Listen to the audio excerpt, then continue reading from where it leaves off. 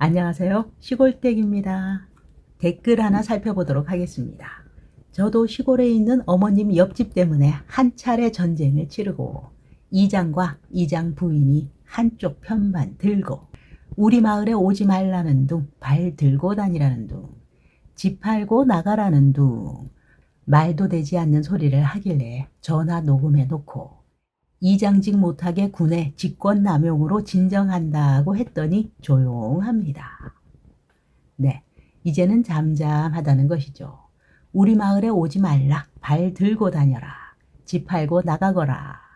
어떠한 일로 인해서 마을 이장이라는 사람 입에서 이런 험한 말이 나왔는지 모르겠지만 이 말을 듣는 사람 입장에서는 기가 막힐 노릇이죠. 일반적인 동네 분한테서 이런 말을 들어도 정말 속상할 텐데 마을 일을 공정하게 보아주셔야 하는 이장님 입에서 이런 말이 나온다는 거. 정말 곤란하죠. 그런데 이분 아주 현명하게 처리하셨죠. 애초에 텃세의 싹을 싹둑 잘라버리셨습니다. 여러분들이 아시다시피 우리들은 텃세를 예방하자, 없애자라는 것이지 싸움이 목적은 아니니까요. 여기서 우리는 이 이장이 막말을 해대다가 조용해진 이유를 살펴봐야 하죠. 이장이 말도 안 되는 소리를 해대다가 그 내용이 전화기에 고스란히 녹음되어 있었다는 사실. 네, 상대방이 그 증거를 사용하면 어떤 결과를 가져올지 초래할지 알게 되었기 때문이죠. 상대가 그 증거를 쓸 수도 있다는 것. 우리 마을에 오지 말라, 발 들고 다녀라. 마을 땅 밟지 말아라 란 이야기죠. 집 팔고 나가라. 정말 어이없습니다. 이 내용이 녹음이 되어 있다는 것을 알고 이장이 바로 조용해졌죠. 이것을 바탕으로 상대가 사건화시키면 증거가 된다는 것을 아니까요.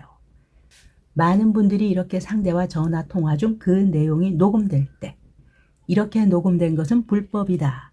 법정에서 인정받지 못한다라고 생각하시는 분들 계시는데요. 인정받습니다. 제가 인정받았죠. 상대를 골라서 통화를 하다가 녹음 버튼을 누르는 것도 아니죠. 요즘은 휴대폰의 녹음 기능 자체를 애초에 설정해 두고 생활하는 것입니다. 전화를 하거나 오는 전화만을 받기 위해서 사용하시면 곤란합니다. 매달 전화요금이 꼬박꼬박 내 계좌에서 빠져나가는데 말입니다. 휴대폰으로 이렇게 전화가 오거나 내가 어디론가 전화를 하거나 어느 경우라도 자동으로 녹음이 되도록 설정해 두시는 것이 좋습니다.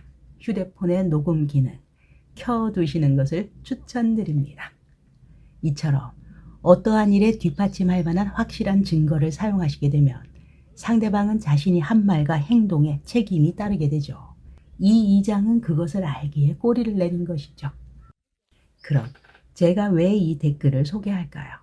수많은 텃세 이야기를 그만큼 해놓고 왜 또 이야기를 꺼내는 것일까요?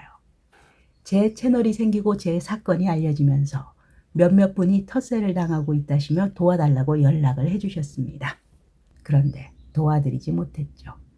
제 입장에서는 당연히 도와드려야죠. 이 텃세가 얼마나 무서운 일인지 아니까요. 어쨌든 연락을 주시면 그 사건 내용을 살펴보게 됩니다. 이때 제 입장에서 조용히 알아보게 되는 것이 있습니다. 이분이 정말 말씀대로 불합리한 일을 겪고 있는가?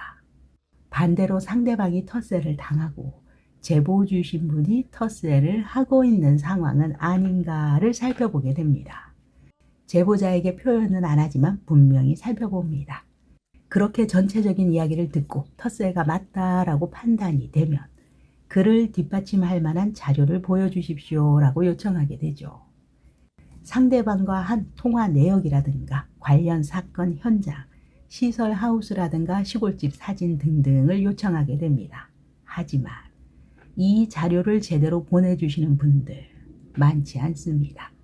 대부분 사건의 기본이 되는 자료가 없거나 부족하다는 것입니다. 특히 상대방에게서 들은 억울한 소리, 말에 대해서 이야기하시죠. 이장이 이렇게 말했어요, 저렇게 말했어요 라고 아주 힘주어 말하십니다. 하지만 이런 것은 아무 의미가 없죠. 증거가 될 수 없습니다. 녹음이 안 돼 있으니까요. 분명히 저와 통화하면서 그렇게 말했어요, 그랬어요. 의미가 없습니다. 1. 우리들이 하는 일은 잘 갖추어진 증거, 자료가 일을 하게 됩니다. 누가 언제 어디서 무엇을 어떻게 왜 하였나. 일반적인 사건에서 우리들은 상대와 어떤 일이 생기게 되면 초기에는 대화, 말로 풀기 위해 노력하게 됩니다. 이때 양쪽 모두 기본 상식을 어느 정도 장착하고 있는 경우라면, 분노 조절이 가능하다면, 분명 시간이 조금 흐른 후에라도 대화로 풀 수 있습니다. 그 당시에는 화가 났어도 시간이 조금 흐르면서 우리들은 불편했던 그 상황을 되짚어보게 되고 나의 언성이 높아지지 않았었나 후회하기도 하니까요. 내가 먼저 조금 양보해 볼까? 그러면 상대도 조금 양보하지 않을까? 그렇게 좋게 마무리되기도 합니다. 그러나 도저히 대화로 불가능할 때, 그 수위가 이미 넘어버렸다고 판단될 때, 이때부터는 내가 원하든 원치 않든 그 사건을 없던 일로 덮어둘 것이 아니라면 문서로 대화를 시작하게 됩니다. 입 닫고 그저 묵묵히 문서로 대화를 시작하게 되죠. 이때 좋은 점은 문서로 시작하게 되면 분명 어느 쪽으로든 그 끝을 볼 수 있다는 것입니다. 사건 정리가 되죠. 또한 같은 사안을 가지고 또다시 개인적으로 상대와 만나서 얼굴 붉힐 일 없습니다. 이때 우리들이 제일 먼저 하는 것이 내용 증명부터 보내게 됩니다.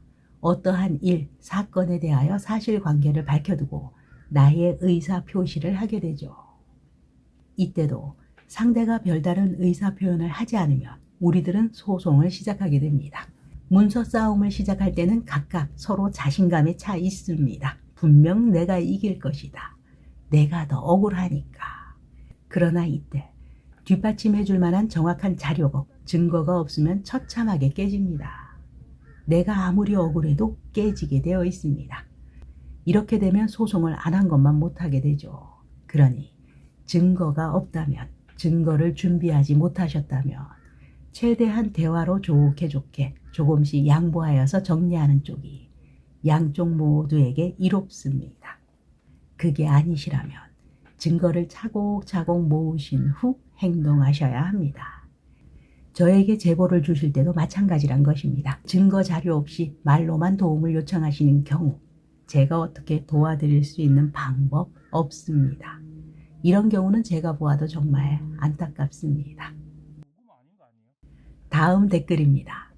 저도 귀촌에서 12년 살다가 다시 올라왔습니다. 12년이나 사셨는데 다시 나가셨네요. 택배차만 왔다가도 그 차가 지나간 하수구길이 망가졌으니 포크레인 작업해라. 하다 차는 불가능해서 직접 걸어가서 택배를 찾아와야 했습니다. 또 가로등 신청하는데 10만 원을 내라. 알고 봤더니 이장이 이사올 집이었습니다. 또 제 집 옆쪽으로는 밤에 몰래 묘지를 조성했습니다. 묘지 조성하려고 길을 만들었고 그것은 이장 부모님의 묘였다는 것. 그래서 전 주인이 이사 갔습니다. 동네 분들이 와서 날마다 쓰레기 태우고 음식 쓰레기 묻고 악취 때문에 도저히 견딜 수 없고 날파리 죽을 지경. 1년에 평균 마을회관에 찬조하는 액수가 70 정도. 요구사항 많았습니다. 참고 살다가 2번 암 수술하고 회복 중.